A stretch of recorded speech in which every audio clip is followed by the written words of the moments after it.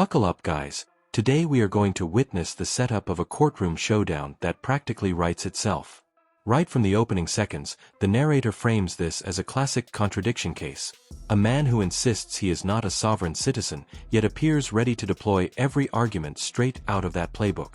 This short intro is crucial because it primes the audience for confusion, stubbornness, and inevitable conflict. Mr. Shadowens, and I know that the bonds person also had mentioned that he wanted to address the court, but anyway, for the record, this is 25T448, 25M352, 25M395, 25M375, 25M318, all people v. Joseph Shadowens, who appears in person in the courtroom. Mr. McKissick from the District Attorney's Office appears in person as well. You're standing, so Mr. McKissick? Yes, so I was able to speak with the defendant a little bit about kind of the 5 cases coming up. It doesn't appear that we'd be able to reach a resolution considering some of the things that I would have pointed to as direction for the defendant doesn't seem like something that they would be willing or able to do. This would include picking up one of their issues that they haven't been given any discovery on any of these cases. I let the defendant know that I myself do not give or take in discovery. That's something that can be asked for from the district attorney's office by going there physically and then asking for the discovery, which would be handed over at that time.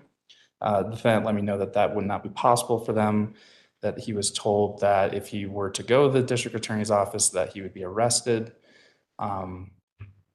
It's not typically something that the district attorney's office would impose a arrest for someone coming to pick up discovery without some other maybe factors that haven't been mentioned. So I'm kind of at an impasse as to what to do. It seems like many of the asks by the defendant is not something that I can readily take care of, even though that would be a simple solution, is just going down to the DA's office and getting up discovery. But moreover, he's asked me to take some of his own evidence, which is not something that I was willing to take at this time. I think from a procedural posture in this case, we're once again at an impasse. I think the defendant claims that they're not a sovereign citizen, even though many of their arguments align fully in place with many arguments that I've seen from sovereign citizens. He's asking for a change of venue to a basically a court that we don't have in the state, common law court. So like I explained to them, this precedent that they're brought up is kind of their argument, or perhaps their defense. It's not a valid argument, and there's nothing that I can do as a prosecutor to have the case moved to a court that doesn't exist, essentially.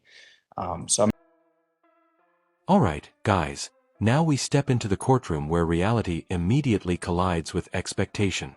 The judge calls multiple cases at once, signaling this defendant is no stranger to legal trouble. The prosecutor calmly explains that resolution is impossible because the defendant refuses basic procedures, especially obtaining discovery. What really raises eyebrows is the request for a common law court that doesn't exist. This moment establishes the core problem. The system is operating normally, but one person refuses to participate in reality as it is defined by law. Here by special appearance this morning. Mm-hmm. So I am not, on and for the record, a sovereign citizen, nor have I ever been a sovereign citizen, though I agree with the state's position that many of the claims and statements I make are in alignment with that. I have clearly corrected my status as de jure on and for Teller County records that this court has admitted they haven't read. I have filed motions to dismiss many of these cases based on those records, and the subsequent motion to dismiss, Your Honor admits on record she has not read and denied. So I am not aware of any victim. The evidence I was trying to give the state this morning with respect to an alleged victim are rebuttals to affiance. So I do not qualify for an attorney. I cannot afford an attorney due to damages from the state, nor can the state provide a common law a defense with the assumption that I am a domestic terrorist. That is a clear conflict of interest. Your Honor herself has admitted multiple times on record in multiple cases, calling me a sovereign citizen, refusing to answer my questions, dismissing them as sovereignty arguments, and so on and so forth. This is clearly due process issues, clearly conflict of interest issues. And I cannot plea or proceed without full discovery of facts, evidence, and elements. There are also issues on the docket today that Ms. Hudgens' name is under. I have never consented to an attorney. I have no discovery. I have no complaints. I have not even basic discovery. So how can I defend myself if I can't speedily rebut claims? Okay, so thank you, Mr. Shadowins. So what I'm hearing is there's an issue about discovery. You know the process to get the discovery, which is to go to their office in Colorado Springs. They have a discovery, apparently some kind of office. And you can obtain all the discovery in these cases. If you hire an attorney, that attorney could also go and request that discovery. And what's the problem with that, sir? I have receipts. I have emails from DA's office saying, "Do not come here. We will arrest you." Where are they, sir? I wasn't prepared to make that argument. I tried to give evidence of rebutting of affidavits today. Prosecution won't take it. Non-response from the DA's office times 2 prosecutors. Stop, let's You- stop. allow I'm me to trying speak, please. I'm trying Please to do not get, rush justice. can we get I'm an trying to answer answer? your question. Well, I hear that you're saying that you don't have I anything don't have it from, with me today, okay. but I have emails to multiple prosecutors plus Ms. Schaaf, senior investigator, requesting discovery disclosure of evidence. I was told I could go to the police station to pick it up, denying the fact that I have restraining orders from multiple police officers for whistleblowing. Okay, I can't go to pick it up in person because cops took my truck. That was the principal issue leading to all of these cases, a driving versus traveling issue deemed sovereign citizen arguments. I have never been a sovereign citizen.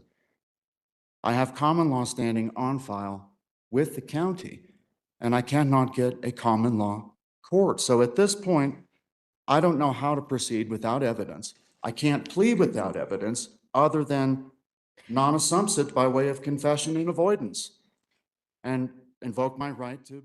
All right, guys, now we step into the courtroom where reality immediately collides with expectation. The judge calls multiple cases at once, signaling this defendant is no stranger to legal trouble. The prosecutor calmly explains that resolution is impossible because the defendant refuses basic procedures, especially obtaining discovery. What really raises eyebrows is the request for a common law court. Shadowins, as you say that you are not a sovereign citizen, but as I would agree with Mr. McKissick, your arguments are in alignment with arguments that sovereign citizens make. Which is a So conflict of interest.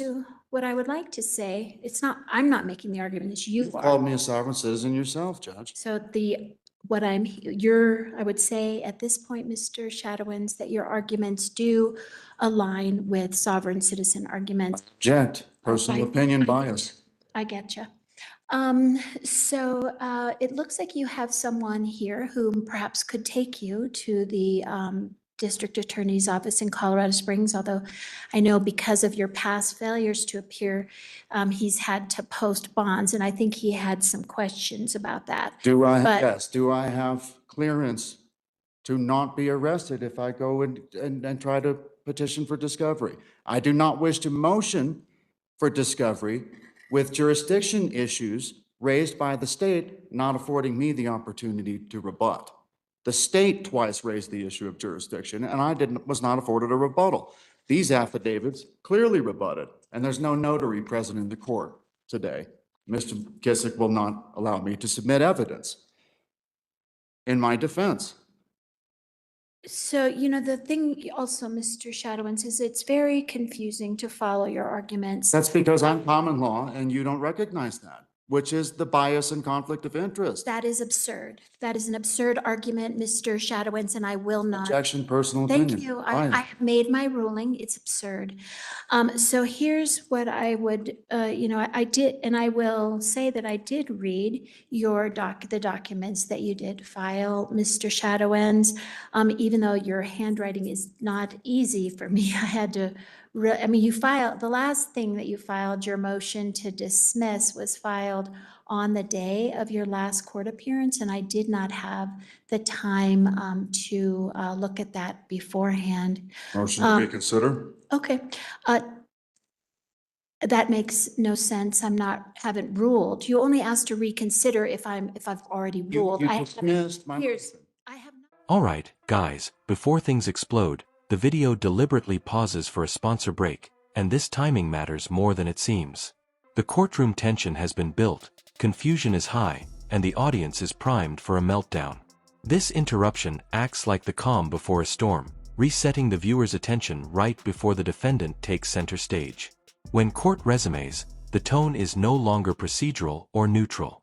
It's about That I told you I hadn't read it is because it would take me some time to go through it. Understood. So I'm not I did not rule on your motion at the last Denied hearing. it.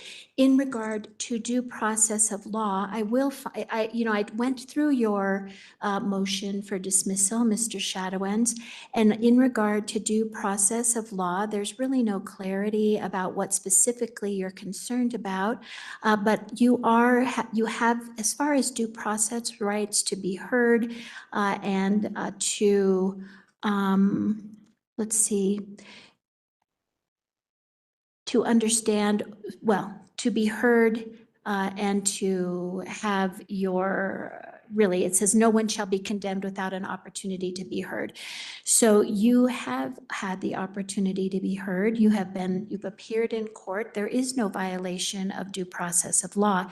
In regard to the Sixth Amendment, also I will find, as far as due process of law, if your concern is about the statute, the court is, there's nothing specifically about any of the statutes of which you're alleged to have violated, you've not said, they're not sufficiently clear to persons of ordinary intelligence to afford a practical guide for law-abiding behavior and capable of even-handed enforcement. All the statutes in these cases that have been charged as violations against you, court does find that they are sufficiently clear to persons of ordinary intelligence, and they are capable of even-handed enforcement. I don't even In know what that regard, means, Your Honor. wait, I'm not- I'm responding to you raise these issues. You write due process of law with no real explanation. I have to make assumptions about what that means. Objection, the court would not hear it. In Sixth Amendment, Dismissing it as sovereignty arguments, end I quote. have not dismissed. I am ruling right now, You Mr. can't rule, you haven't heard the matter. Mr. Shadowins, I did read your motion and I am ruling right now, so be quiet. In regard to the Sixth Amendment, that the Sixth Amendment provides for speedy public trial by an impartial jury, informed that you be informed of the nature and cause of your accusations, that you are confronted by witnesses against you, have a right to subpoena witnesses and right to counsel. You have all of those rights. None have been denied to you. In regard to obstruction of justice, there's no, the court denies that or dismisses that argument. There's no specifics. It just simply says obstruction of justice. Prosecutors refusing to respond with discovery, court denies that. Court notes that the district attorney has provided information how Mr. Shadowins can obtain that discovery.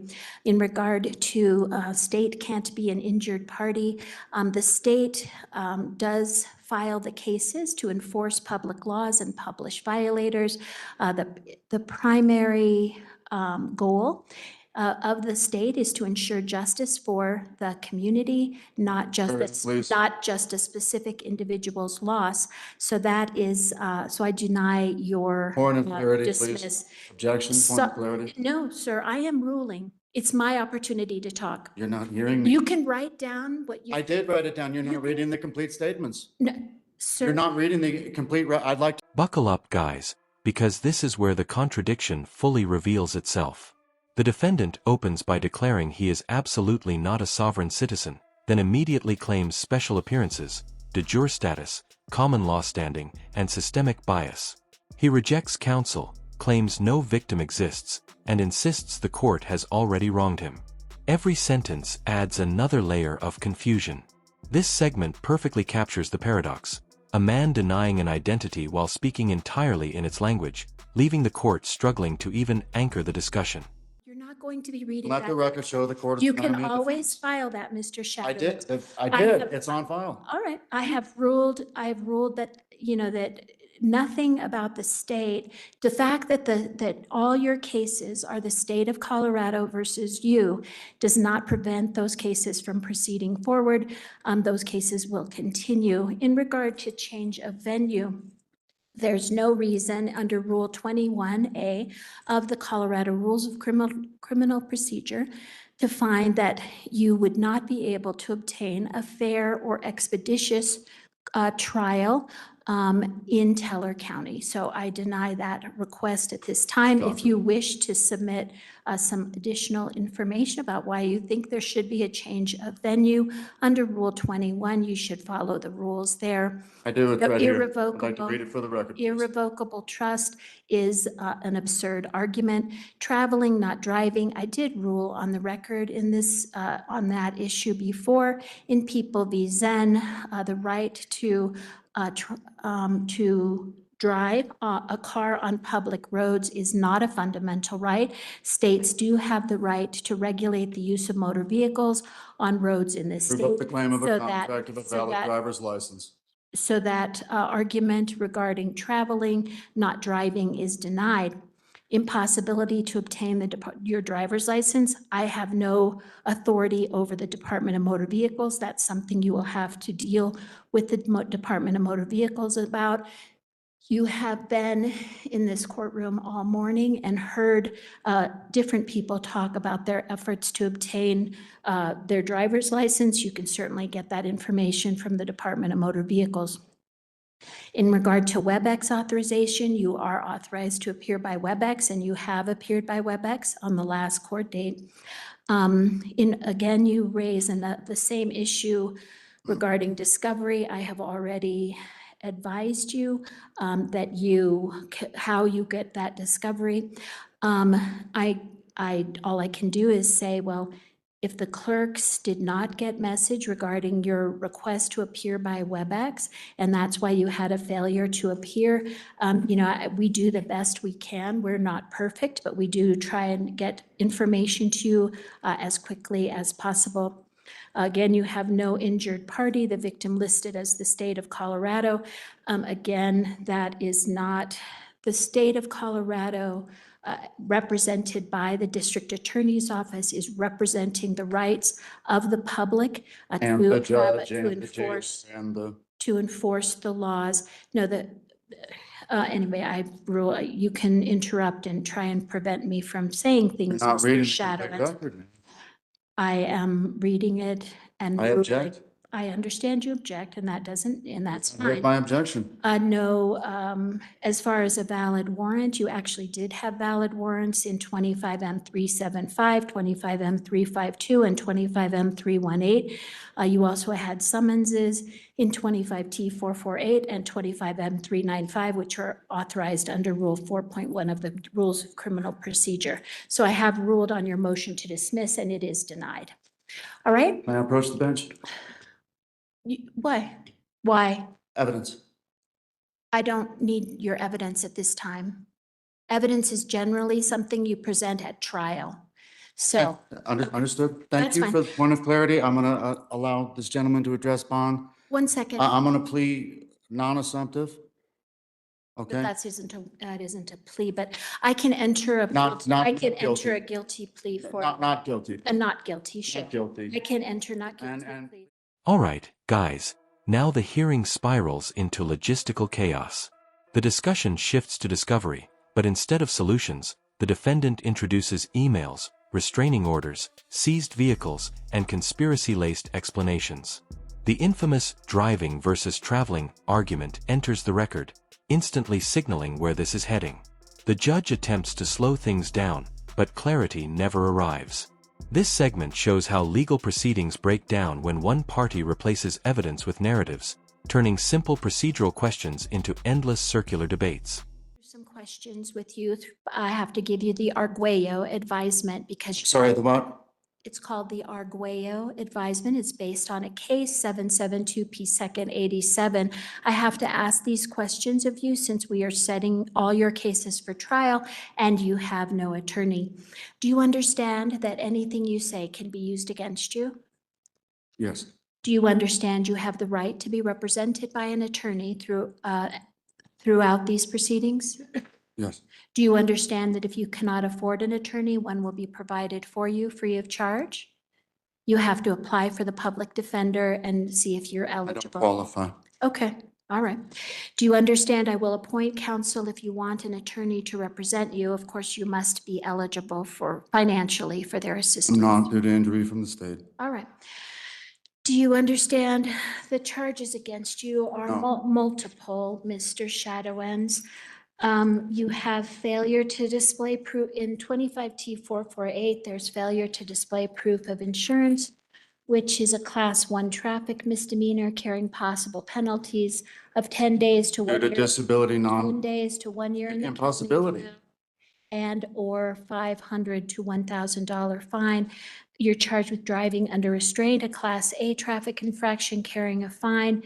You're also charged with having a fictitious registration plate, which carries 10 to 90 days in the county jail and or $150 to $300. I have a rebuttal. You also have a registration unregistered vehicle, which I believe is a class B. Give me a second. Traffic infraction, I believe. 5448. I have a rebuttal, Your Honor. No. I'd like to read a record on for the record, which reads, and I quote, I am doing the Arguello advisement, Mr. Shadowins, which means I have to go through all your I don't charges. have an attorney. in 5 I don't have an cases. attorney. I I can't know, defend and myself that's- on 5 cases with no evidence. That's I what- would just like to read a record No. and get an Not- attorney. Not. Can we set the matter over when I speak to counsel, please?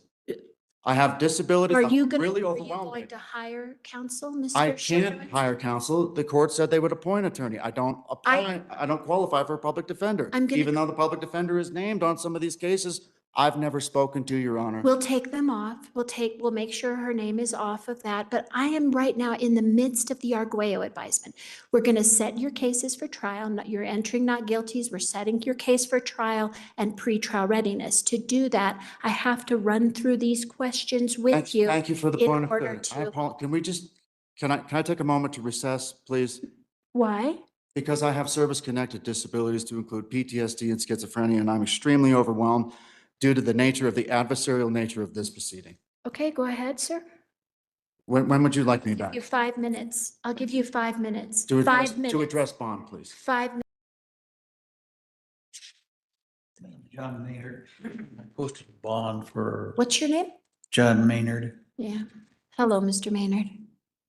Good morning. And what's your concern right now? I'm just My trying. question was, Asking.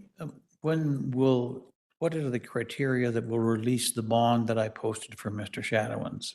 Was his appearance today adequate to release it? No, generally what the bond paperwork, and let me just pull up, looks like, for example, you've posted the bond in 25M375. The bond paperwork requires that he appear today and at each place and upon each date to which this proceeding is transferred or continued, or until entry of an order for deferred prosecution or deferred judgment, plea of guilty, nolo contendere, or conviction, to answer charges. So it isn't until the end of the case that it's released. Okay. All right. Thank you. Sure. All right. And that would apply to all the cases that you. Process, the Sixth Amendment, discovery access, and alleged obstruction. Each ruling is explained carefully, yet the defendant continues to interrupt, argue, and talk over the court. Eventually, the judge raises her voice and asserts full control. This stretch is powerful because it shows the law functioning as designed. Not emotionally, not theatrically, but methodically shutting down unsupported claims despite relentless resistance. Courtroom. Apologies, Your Honor. I just needed a drink of water and a breath. Thank That's- you. That's fine. All right, and then the last charge there is a Class B traffic infraction, which it carries a fine only. The next case is 25M352, in which you're charged with harassment, insults, taunts, the 352. Against who? So that is against Chantel Natalie or Natalie Chantel. Entire complaint is hearsay. Uh-huh. Well, you would be I'll deal with that setting at the trial. case for trial, exactly, and you can confront any witnesses against you, certainly. But so in that case, you're facing potential penalties of, let's see, a Class 2 misdemeanor carries possible penalties of up to 120 days in the county jail and/or up to a $750 fine. You've also got disorderly conduct and trespass in the third degree, both petty offenses, carrying possible penalties of up to 10 days in the county jail and a $300 fine. Then we have 25M395, in which you're alleged to have resisted arrest, a Class 2 misdemeanor, up to 120 days in the county jail and/or up to a $750 fine. In 25M375, you're alleged to have 375. In that case, you're alleged to have provided false reporting of identification information to police, also a Class 2 misdemeanor, up to 120 days in the county jail and/or up to a $750. What named identification? The affidavit for arrest warrant indicates that you gave false reporting information to Officer Lupia. You said you called 911 to report you were being gang stalked by law enforcement. Call screen, as he would not be held responsible if he were to defend himself. Call screen. Joseph told dispatcher that law enforcement had kidnapped and stolen his vehicle. Joseph is referring to regarding being kidnapped and having his vehicle stolen was when WPPD conducted a traffic stop while he was driving the vehicle.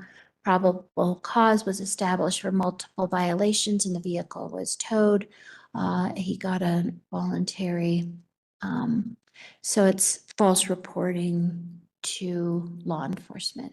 That's what Thank you. they're saying. All right. And then we have